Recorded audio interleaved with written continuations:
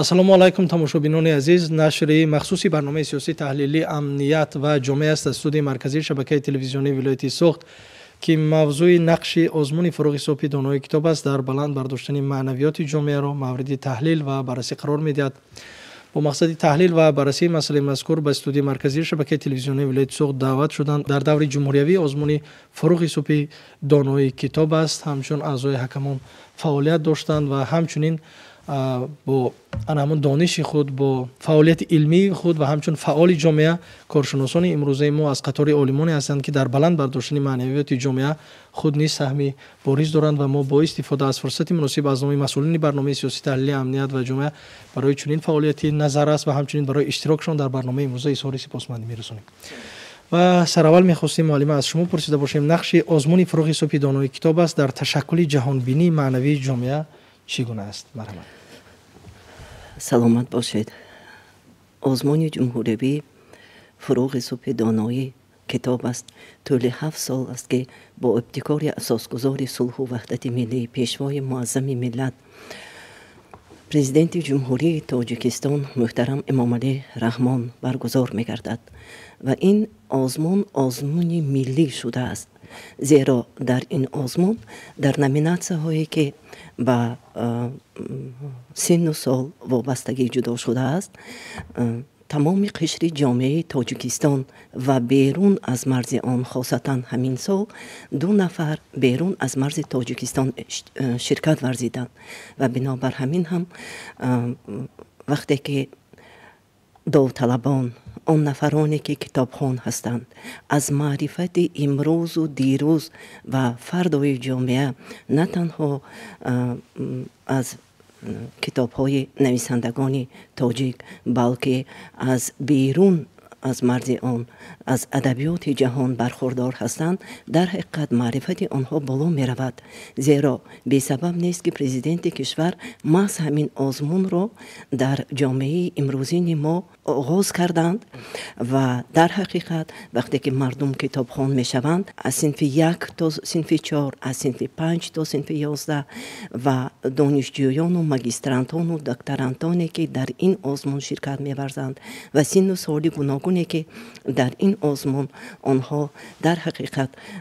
довталаб ҳастанд, онҳо бо маърифату донишу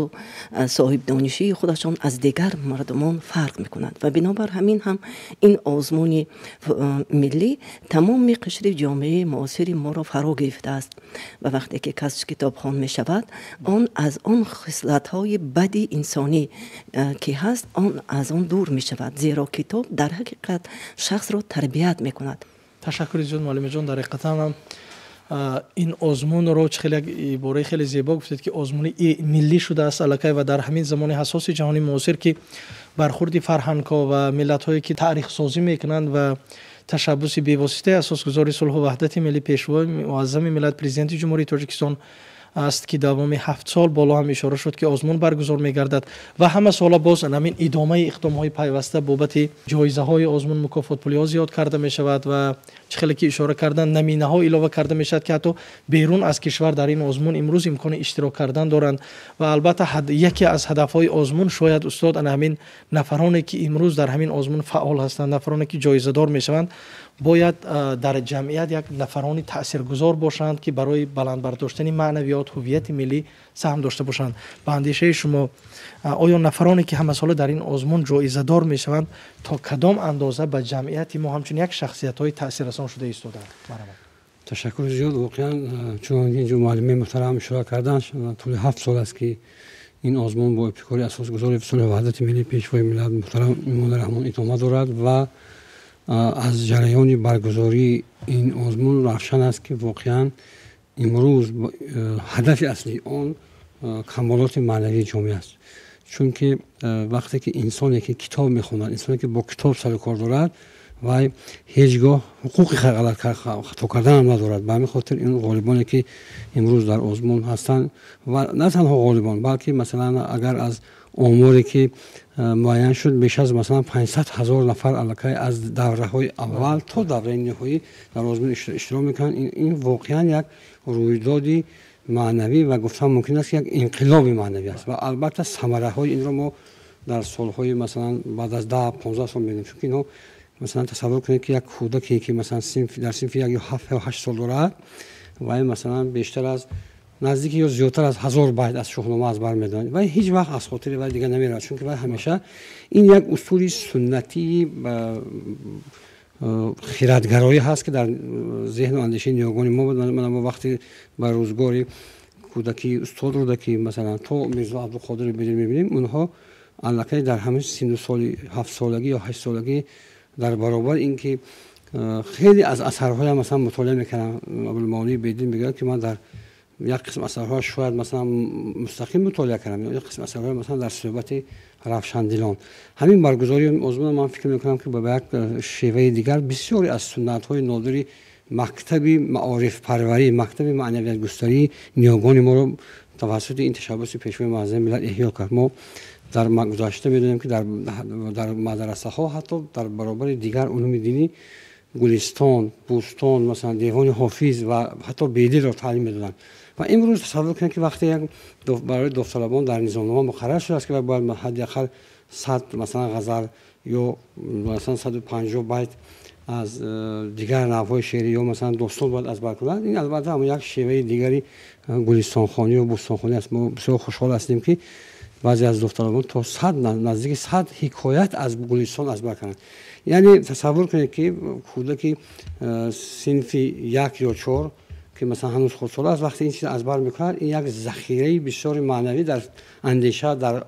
خرد او است و مثلا وقتی بزرگ میشود مرحله کارکرد به میان میاد که البته یک چهره واقعا معنوی هست و من فکر میکنم که امروز ضرورت آن پیش آمده است که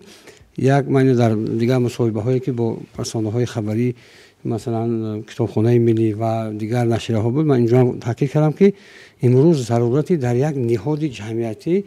کنار هم متحد نمودن غالبان آزمون است، چون که اینها یک قوه بسیار بزرگ معنوی هستند که ما میتونیم اینا برای مثلا ترغیب و تشویق آرمان های ملی، برای ترغیب و تشویق مثلا دستاوردهای زمان استقلال ملی و دیگر یعنی یک قوه بزرگ معنوی استفاده می‌کنیم. و گذشته از این مثلا ببینید همین پیشنهادی امتیازها برای نه تنها غالبان بلکه اشتراکشون در نهایی آزمون. ببینید امروز طول 2 سال آخر است که کسانی که به دور جمهوری راحت میگیرند و همون به اصطلاح سرتیفیکت اشتراکی در جمهوری میگیرند، اونها میتوانند بدون سپردن امتحان در اختصاصهای آموزگاری مخصوصا فیلولوژی یا مثلا زبانهای خارجی اونها داخل شوند که اینم یک امکانیت، یک واسطه جلب همین اهل مطالعه به دانشگاه ها که میتواند حتی برای بالا رفتن سواد و معنویت سطح دانشگاه ها نقش موثر گذارد. من فکر میکنم که این واقعا ثمره های بسیار مطلوب و موافق پیش از همه خردگرایی، یعنی سیاست خردگرایانه پیشوای معظم ملت که اینها همه ثمره اساسش همین جوانان هستند. این ما در فرصت های نزدیک در فاصله های مثلا من فکر میکنم که تا 5-10 سال دیگر ما نتیجه میبینیم که اینها واقعا یک قوه بسیار بزرگ برای پیشرفت جامعه به کمال میرسند و در تربیت معنوی جامعه خدمت خواهند کرد. تشکر استاد. همینجا میخواستم یک علاوه دیگر باشد. ببینید امروز شما الکی اشاره کردید که مثلا آنها به یک نفر تبدیل یافتند که الکی صاحب دانش یک مکمل هستند و همینجا باید مسئولین ساحه‌های معاشرت با جامعه، مسئولین بخش ایدئولوژی، من فکر میکنم شاید یک ضرورت پیش آمده است که از همین ها در کارهای ترغیباتی و تشویقاتی باید یک استفاده شد. یعنی امروز همین مسئولین باید چیکار کنند تا از همین ها یک گروه های ایدئولوژی ترغیبگر تشکیل دهند تا با اصول همسال به همسال در شهر و نواحی و در قشرهای گوناگون جامعه فعالیت کنند. واقعا این چون که مشاهده کردیم این یک نیروی بزرگ است که باید اون دانش، اون معلومات، اطلاعات و اون ثمره مطالعه که این نیرو دارد باید به منفعت جامعه استفاده شود، چون که مثلا حتی خودی اونها هم اگر همین آموخته‌های خودشون ترغیب نکنن، آموخته‌های خودشون تکرار نکنن، شاید از خاطرها فراموش شود. اما مهم که یک قوه بسیار بزرگ است و من فکر می‌کنم که بعضی تجربه هست، مثلا چند سال است که در همین دوره‌های مختلف از نیروی مثلا همین غالیبان و همچون عضو حکمات استفاده می‌برند که این هم بسیار خوب است. و البته مهمتر از همه ما امروز با تشبث پیشوای معظم ملت مثلا سال آینده آزمون شاهنامه‌خوانی هست، ما مثلا جشن بزرگداشتی رابعه بلخی هست یا مثلا امسال جشن حافظ بود. یعنی هر سال شکرانه که در کشور ما یک تشبثی حتی نه تنها در محدود به داخل کشور ما، تشبث جهانی پیشوای معظم ملت برای آموزش آثار ادبی نقش بزرگان ما در تربیت معنوی جامعه هست. من فکر میکنم که چون اینا که مسلط هستن، یعنی اینا اون دانش‌هایی که ضرور است مثلا داستان‌های فراوان از شاهنامه از بر میکنن، اونا میتونن در میان جامعه یکی از مبلغان و نمونه برجسته پیروی برای جوانان باشن. وقتی اونا تو صحبت خشک و خالی نیست، اینجا فقط گپ درباره این صحبت نمیرد، گپ درباره اونه که اونها هر یکی از آنها میتونن برای همسالان خودشون یک آرمان باشن، یک شخصیتی آرمانی که اینها پیروی کنن و همین گونه یک موجی بسیار گسترده مطالعه کتاب باز هم بالا رود که مطالعه کتاب پیش از این یک فقط برای دانستن، فقط برای مثلا در آزمون اشتراک کردن نیست. یعنی این مطالعه کتاب میتواند که انسان‌ها را تربیت کند. یعنی مطالعه کتاب به عنوان یک نیروی بزرگ مقاومت با همه تهدیدهای بیرون، مقاومت با افراطگرایی خدمت کند. چون وقتی که نفری که البته کتاب میخواند، نفری که با خرد سر و کار دارد، هیچ وقت راهی بد نمیرد و برعکس دیگران هم از پای خود میبرند. تشکر زیاد، سلامت باشید. و در حقیقت من فکر میکنم باید یک تشبث دیگری از جانب همین مسئولین در اینجا راه اندازی شود. ما امروز میبینیم شبکه اجتماعی یک دنیا است که سرحد ندارد و امروز استفاده برندگان اون روز در تاجیکستان ما میافزاید. و ما امروز دیدیم در همین روبریکای دردانه های فروغ در صحیفه رسمی وزارت معارف و علم جای داده شد و در کمیته اجرایی مرکزی حزب خلقی دموکراتیک تاجیکستان از همون دردانه ها استفاده کرد. یعنی امروز همین کارها البته که است، لیکن یگان صحیفه رسمی همین آزمون امروز در شبکه اجتماعی فعالیت نمیبرد. من فکر میکنم امروز ضرورت پیش اومده که یک صحیفه رسمی هم از آزمون فروغ صبح دانایی هم علم فروغ عموما همین آزمون ها باشد و همون اندیشه های بهترینی که در همون آزمون صدا میدهد جای داده شود تا فراگیری همون اودیتوری شبکه اجتماعی که وسیع‌تر است. فکر میکنم که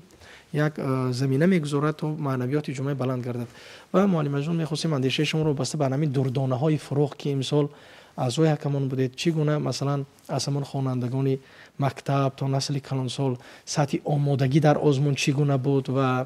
چی بود که حکمان رو حتی به حیرت شاید آورد و عموما اندیشه شما درباره همین دردانه های آزمون فروغ صبح دانایی کتاب است؟ در حقیقت آن غالبانی که امروز در فروغ صبح دانایی موفق گشتند، اون نفرانی هستند که از صنف های 1 تا صنف 4 یا اینکه بالاتر از آن و نسل کلانسال نفرانی هستند که آنها کتابخوان هستند، کتاب دوست هستند و با کتاب در حقیقت سر و کار دارند. و وقتی که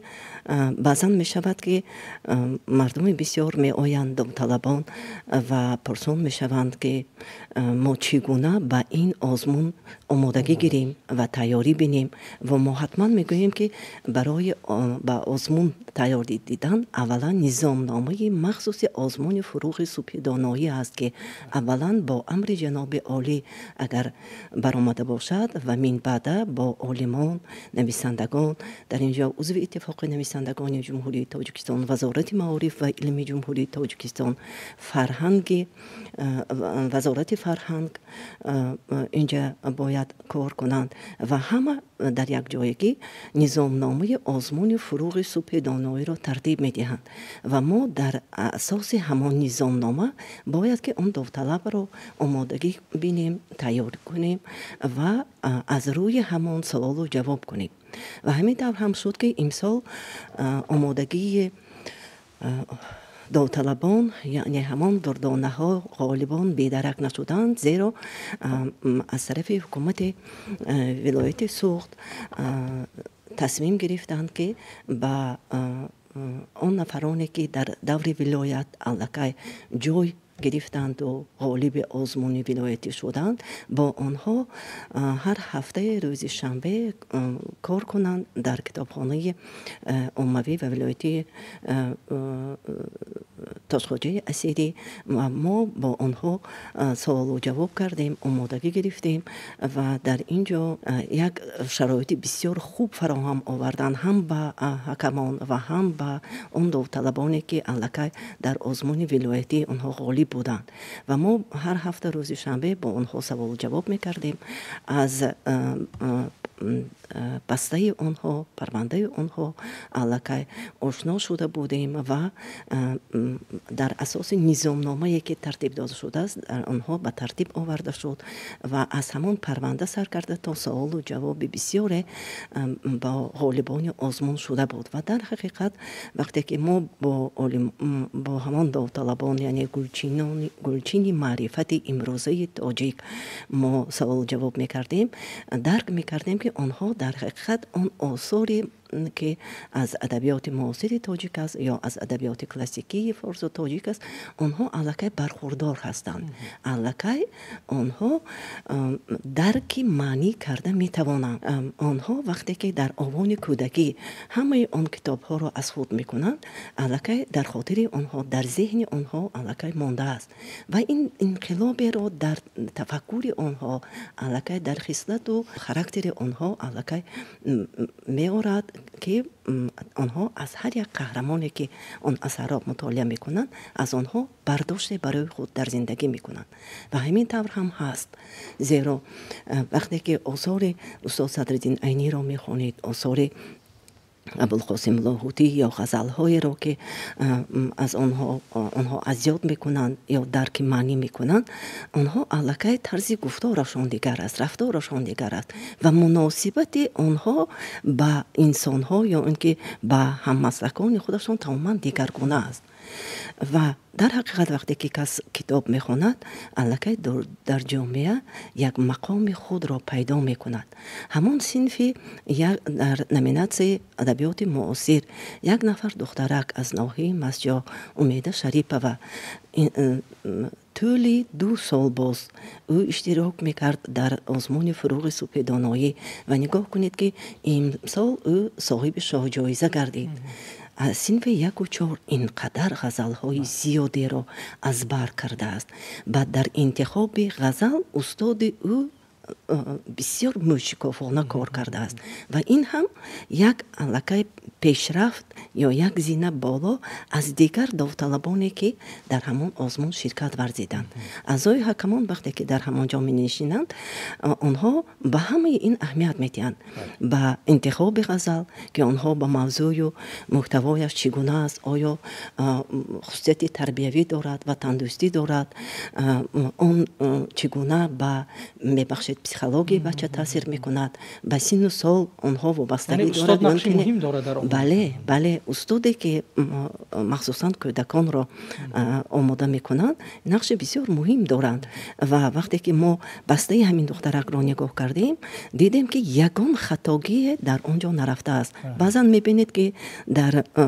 نمونه آثاری که آنها انتخاب کردند اینقدر غلط های زیاده میرود، ولیکن من مخصوص در همانجا تاکید کردم، ما گفتم که ما با آموزگار شما مراجعت کردنی هستیم و تشکر زیاد میگویم به آموزگار اون کس که همین گونه غزل ها را انتخاب کردن بی غلط و در ذهن همون کودک 7-8 ساله الکی همون غزل هایی که او چی کرده است از بر کرده است و از خود کرده است بی غلط اون نقش میبندد سالیان طولانی و اون رفته من بعد با زندگی او تاثیرگذار است. تشکر زیاد معلم جان. در حقیقت وقتی که همون صحبتش هم توسط وسایل اخباری عامه شبکه تلویزیونی نشر میشد، در حقیقت آدم یک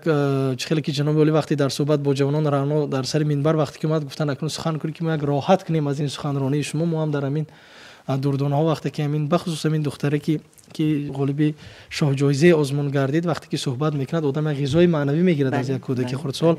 من در حقیقت فکر میکنم که همون تشکیل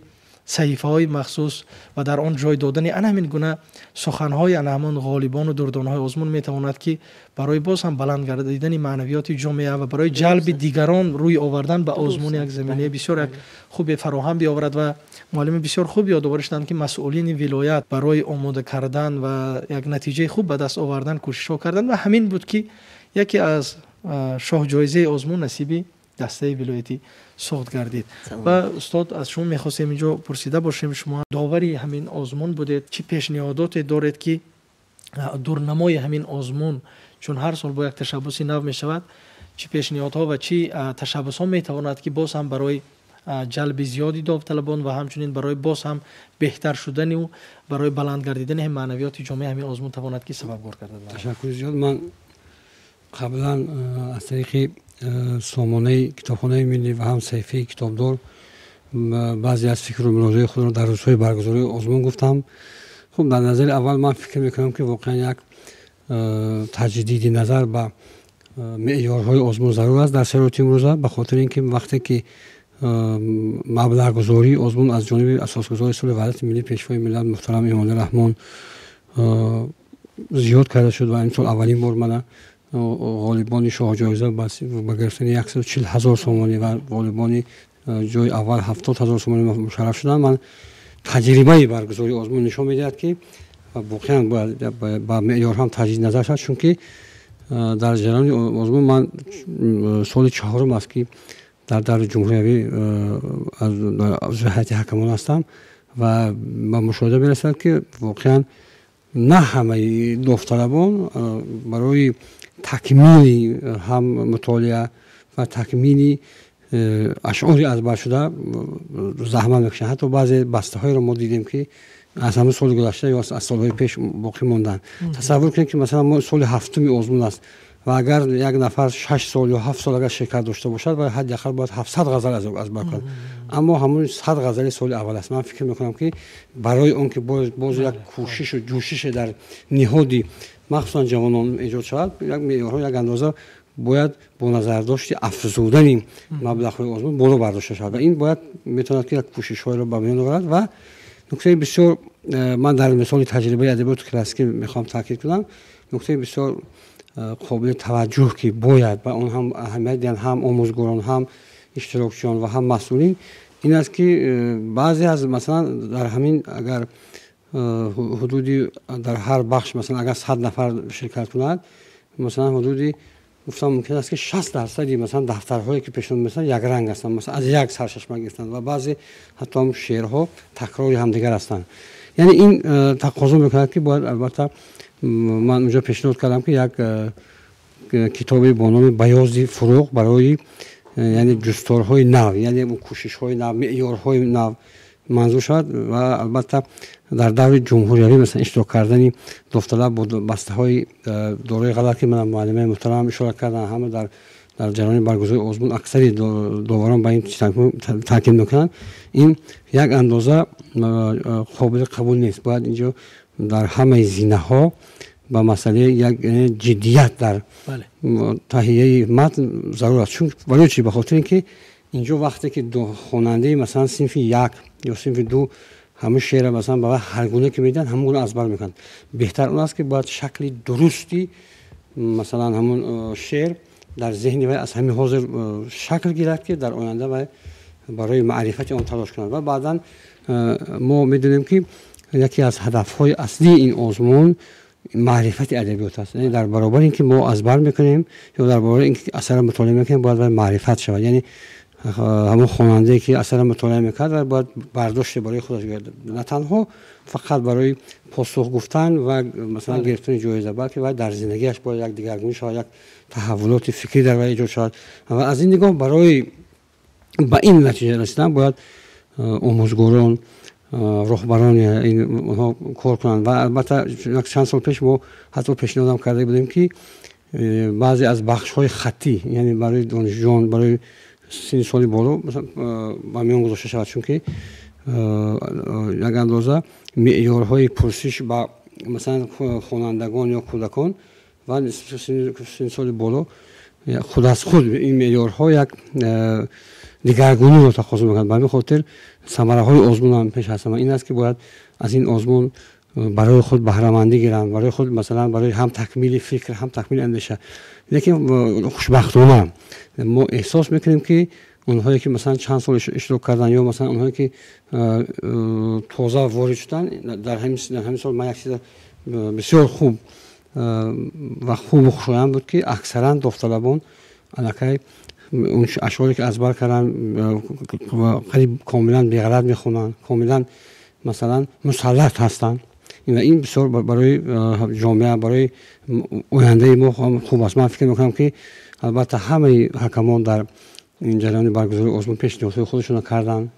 و البته در نظر است که این نظامنامه با تجدید نظر می شود و در سال آینده که یک سال بسیار مبارک و خوشایند است که یعنی سال 35 سالگی استقلال ملی تاجیکستان است، با چهره‌های نو کشف می‌شوند و همه این پیشنهاد، همه این نظری که ما داریم به خاطر باز هم رونق یافتنی همین آزمون است. چون که این آزمون چنانکه که اینجا معلم محترم گفتن آزمون نه تنها ملی است بلکه واقعا مقام بین‌المللی کسب کرد. چون که ما امسال در نامیناسیون ادبیات کلاسیکی یک نفر دانشجوی تاجیک که در شهر میونخ آلمان تحصیل دارد و اشتراکچی آزمون است، از اون مثلا پرسش به عمل آوردیم که بسیار خوشایند است. تصور کنید که در مثلا کشور آلمان با ادبیات تاجیک و فرهنگ تاجیکی و فرهنگ ملی ما توجه دارد و مخصوصا در وقتی در زمانی که وای با طریق آنلاینی و پاسخ و سوال‌های حکمان پاسخ میداد، بسیار برای ما این نکته خوشایند بود که با لباس ملی صحبت میکرد و خیلی تاجیکانه بود که این یک بسیار هم ترغیب فرهنگ ملی ما در کشور دیگر است. البته بعد از برگزاری آزمون البته یک واکنش‌های بسیار خوبی از جانب دانشجویان تاجیک در کشورهای خارجی هستند نشان داده شد. من فکر می‌کنم که در سال آینده شماره آنها می‌افزاید و این یک واقعا مقام بین‌المللی کسب می‌کند و حتی در مثلا آزمون شاهنامه‌خوانی که در سال آینده است فکر می‌کنم که از کشورهای همزبان هم آماده هستند که در این آزمون اشتراک کنند و این تشبس‌های پیشوای معظم ملت واقعا در زمینه برگزاری این آزمون‌ها یک در امری بالا بردن مقام کشوری ما هم نقش موثر می‌گذارد و من فکر می‌کنم که این یک رقابتی بسیار بزرگ در عرصه ادبیات، در عرصه فرهنگ در سراسر جهان خواهد بود و از نظر دیگر من فکر می‌کنم که همین تجدید نظر با بعضی از البته چون که معیارها برای باز هم بیشتر رو آوردن خوانندگان با کتاب‌های بسیار مهم، کتاب‌های ارزشمند در نظر دارم در ادبیات کلاسیکی. ببینید همین اثرهای مثلا بدیع‌الوقایع زیدالدین محمود واصفی و نوازالوقایع احمد دانش که از نظر زبان خیلی دشوار هستند اما خوشبختانه امروز کودکان اونها خوندن، مثلا از اونها معرفت بس در سطح خودشون معرفت گرفتن. من فرض که دشوار است اما من فکر می‌کنم که مهم خوندن، مهم مطالعه کردن، مهم از بر کردن است. از این نگاه من فکر می‌کنم که در ادامه یعنی در سال‌های آینده هم با نظر داشت همین پیشنهادهایی که از جانب همه اعضای حکمات شد، من فکر می‌کنم که با سطح و مرتبه و مقام بلند این آزمون بالاتر خواهد رفت و دایره جلب خوانندگان هم افزون خواهد گردید. تشکر زیاد استاد، سلامت باشید. و در حقیقت اینجا بسیار خوب اشاره شد که وقتی که سال سال همین مقدار مبلغ‌های جایزه‌های آزمون زیاد می‌شود باید درک مسئولیت ما هم بالا برود و یکی از سیاستشناسای ورزیده کشور یتیموف سید مومن ستارویچ در یک مقاله خود با یک نقطه بسیار مهم جنبش می‌کند. میگوید که ما در همین دوره حساس جهانی شوی دو راه داریم، یا دامن خرافات و افراطگرایی رو میگیریم و ملت و دولت رو به نابودی میبریم، یا پیروی از رودکی و حافظ و دیگر بزرگای کلاسیکی خود میگیریم و میآموزیم و دولتمون رو هزار ساله ها میسازیم، آباد میکنیم. همین میگه یک تنگناهی برخوردی فرهنگ ها که با وجود آمده ایستاده است، ملت خود رو حفظ میکنیم و دولت رو پاینده نگاه میداریم. من فکر میکنم همین آزمون امروز میتواند که برای همین بلند برداشتن معنویات و برای نگاه داشت ارزش های ملی ما یک زمینه گذارد. و معلم عزیز بالا هم اشاره شد که مقدار جایزه های آزمون سال از سال می افزاید و در آخر به اندیشه شما زیاد شدن همین جایزه های پولی آزمون در صفت آمادگی داوطلبان تا چه اندازه میتواند که تأثیر گذار باشد؟ مرحبا. تشکر زیاد. وقتی که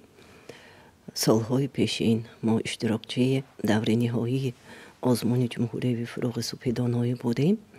و فرقیت بین دیروز و امروز یعنی سالهای گذشته و امسال در آن است که معاون سروزیر ҷумҳурии тоҷикистон супорише доданд ки аз ҳамаи ҳакамон бояд фикру ақидаи худашонро гирифта бошанд то ин ки ба низомномаи соли 2026 бале тағйирот ворид кунанд ва дар он ҷо ҳамаи фикру ақидаи аъзои ҳакамон гирифта шуд ва ин ҳам таъсиргузор аст ба ҳамон гӯем озмун ва ба ҳамон маблағе ки вобастагӣ дорад. Ин бесабаб нест, зеро маблағ ки зиёд мешавад, талабот ҳам нисбати озмун зиёд мешавад, талабот ба довталаб ҳам зиёд мешавад ва баъзан мо мебинем ки дар рафти озмуни ҷумҳуриявӣ бо як ёддошт ё бо як очерк ё бо 3 роман аллакай ба даври ниҳоӣ омадаанд. Ин ҳеҷ мумкин нест. Ин масъулияти шахсро ё масъулини ҳамон мақомотҳое ки вобаста ба онҳое ки довталаб омода мекунанд бояд ки пурзӯр карда шавад. ва вақте ки аллакай рақобат дар ҷумҳурӣ дар даври ниҳоӣ аллакай зиёд мешавад, фарқ карда мешавад ки онҳо чӣ гуна омодагӣ гирифтаанд ва дигар минтақа чӣ гуна омодагӣ гирифтааст. Ин ба тамом гӯем аллакай ғалберо аз об мебардоранд мегӯянд, ин дар ҳамон ҷо ғалбер аз об бардошта мешавад. бале бале ва аъзои ҳакамон шаффофияти худро дар ҳамин гӯем озмун хеле хуб нигоҳ доштанд ва ман фикр мекунам ки онҳо худ аллакай китобхон ҳастанд, китобдон ҳастанд. Баъзан мебинед ки дар шабакаҳои иҷтимоӣ мегӯянд ки бо ин саволе муроҷиат кардааст ё бо он саволе муроҷиат кардааст. Вақте ки мо бо саволе муроҷиат мекунем, мо аллакай аз он ҷавоберо мегирем ки он барои бача таъсиргузор аст.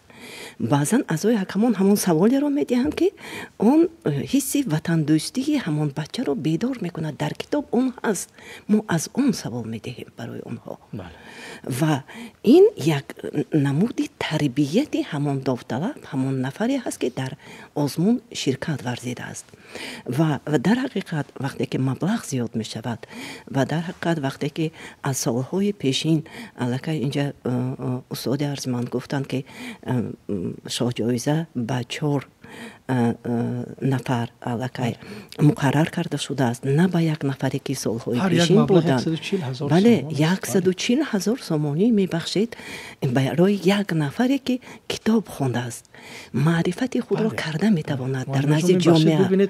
нафаре ки узри зиёд, нафаре ки нисбат ба кишвари мо як санги маломат мепартояд, бубинад ки ҳукумати як кишваре ки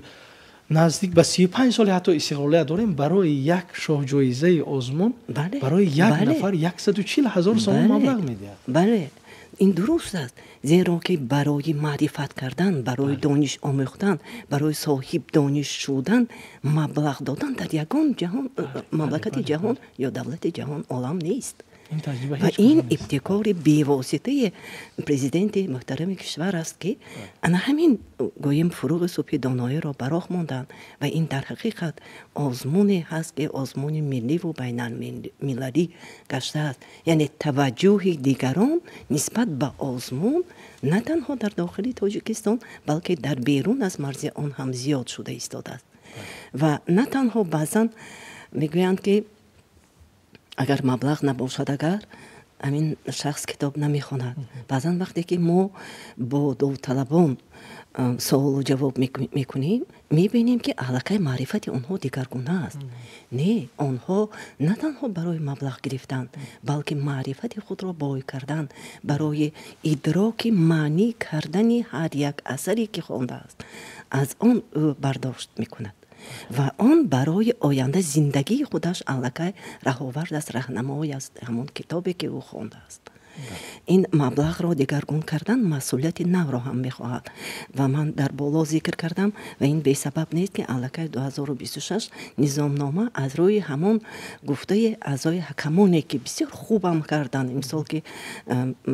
фикру ақидаи онҳоро гирифтанд, аз рӯи ҳамон тартиб дода мешавад. он маблағе ки медиҳад бояд ки мо ба ҳамон маблағи гирифтаи худамон, яъне ки он довталабе ки барои маблағи гирифтаи худаш бояд ҷавобгӯ бошад. و در حقیقت اعضای حکمان ما، من در نامینات ادبیات معاصر که همه روزه ما فعالیت بردیم و در دیگر نامینات هم شفافیت رو اعضای حکمان نگاه داشتند. در اینجا در حقیقت نفری که دانش گرفته است، مثلا در نامینات ادبیات معاصر تاجیک زمانی که من در شاه جایزه اعضای حکم بودم، در آنجا همون 4 نفری که در آنجا شرکت ورزیدن، یکی امید شریف و دیگری مدلی و شمسیه بود، اون هم از ولایت سوق بودن. هر دو یک گونه بها گرفتند، ولیکن اعضای حکمان ما به همین خلاصه آمدند که یک نفر دخترکی که در صنف 2 یا در صنف 3 میخواند با یک کارگزار، با یک اون نفری که در دانشگاه کار میکند رقابت کرده است. این هم چه از قهرمانی است. این هم یک گویم خصوصیت همان دخترک خرد را نشان میدهد که در آینده او الکی یک خدمت شایسته برای وطن، برای ملت و برای خلق خودش کرده میتواند. ما از روی این نشان داد الکی بهاگذاری کردیم و امید شریف را به شاه جایزه پیشنهاد کردیم و او غالب همین شاه جایزه نامینات ادبیات معاصر گشت و غالب 140,000 سامانی گردید. این مهم نیست 140,000 گرفتن، او چقدر دانش را برای خود گرفت. در یک سن سال خردسالی. بله و یکان خطاگی هم نمیکرد و در همین گویم آماده کردن باز همون استاد آدین محمد صوفی زاده خیلی خدمت شایسته کرده است. تشکر زیاد، سلامت باشید معلم. و در حقیقت هم کسی اگر میخواهد که همین نقش آزمون رو در معنویات جامعه اگر درک کرده باشد، ببینید که یک نفر امروز آزمون فروغ صبحی دانای کتاب است توانست که یک کودکی که در صنف 2 و 3 میخواند تا آن حد آماده کرده است که با یک استاد، با یک عالم امروز در یک صحنه میبرد و مبارزه میبرد، سبقت علمی میکند. و در یک صحبتی که پیشوای معظم ملت سال 2021 با اهل جوانان داشتن و همانجا گفتند که وقتی که از کار میرفتم من ایده آزمون فروغ صبحی دانایی فکر کردم، یعنی مؤلف همین ایده خودی پیشوای معظم ملت هستند به واسطه و من با استفاده از فرصتی مناسب و راهبریت عالی کشور از نام قشر جامعه، از نام تمامی تماشابینان برنامه سال سپاسمندی میکنیم،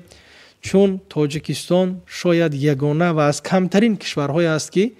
به شهروندایش مبلغ‌های خیلی هنگفت میتهد تا اینکه کتاب خوانیم. یک کودک خردسال از دور ناحیوی تا همون دور جمهوری وقتی که شاه جایزه گرفت، من الکی باور دارم که با مبلغی که خودش گرفته است الکی میتواند صاحب یک خانه استقامتی در این و آن شهرهای کشوری ما باشد. این از افتخاری تاجیک و این از خوشبختی ملت که همین گونه راهبر داریم و من با استفاده از فرصتی به دست آمده به کارشناسان برنامه امروزه برای اشتراکشان، برای سهم ارزنده اشان در صفت همین برگزاری آزمون فروغ صبحی دانای کتاب است تشکر میگم.